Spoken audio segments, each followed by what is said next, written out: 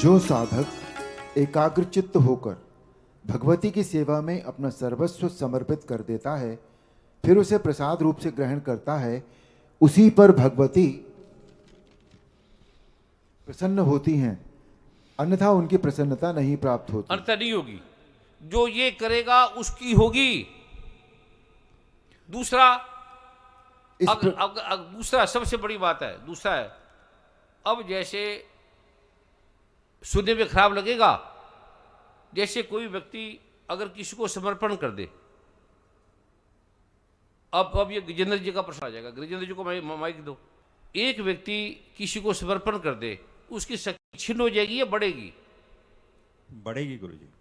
जैसे एक लोटा पानी है, समुद्र में डाल दो, समुद्र बन जाएगा। जैसे बेटा बाप को समर्पित कर दे, हो जाएगा। कोई बंदा प्राइम मिनिस्टर को समर्पित कर दे तो उसकी शक्ति घटेगी बढ़ेगी?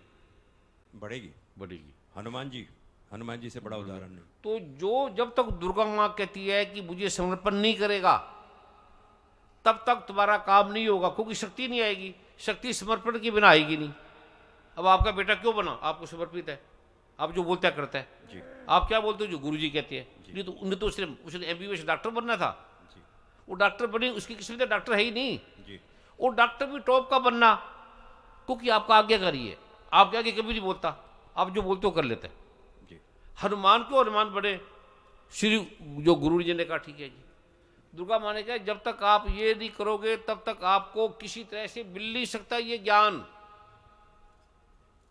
क्या क्या अरुण जी? अन्यथा उनकी प्रसन्नता नहीं प्राप्त होती। प्रसन्न मिलने का मतलब है दुर्गा माँ प्रसन्न होगी, परमात्मा प्रसन्न हो गया, इसका मतलब मिलना। आप प्रसन्न हो गए, क्या करोगे? उसको फल दोगे। अगर आप प्रसन्न नहीं हो, कुछ नहीं दोगे।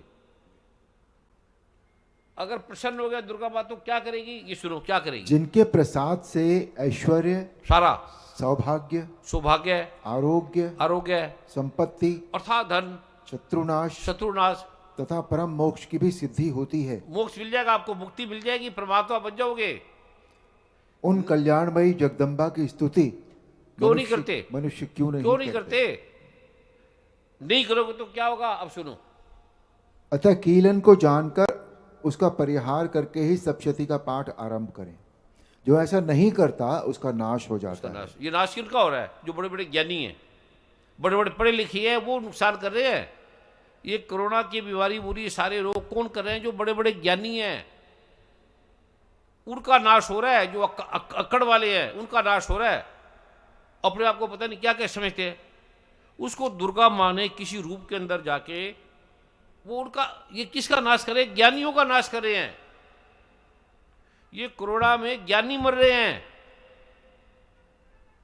अब मजदूरों को जाओ, जहां झोपड़ी वहां चले जाओ, किसी को नहीं होता। किसी मजदूर के, कोई गरीब आदमी की कोई कोरोना हुआ है देखा है? क्यों? ये ज्ञानियों को दुर्गा माता कहती है मैं महामारी हूं, इसमें लिखा है, और मैं तुम्हारा नाश करने के लिए। जो ज्ञानी है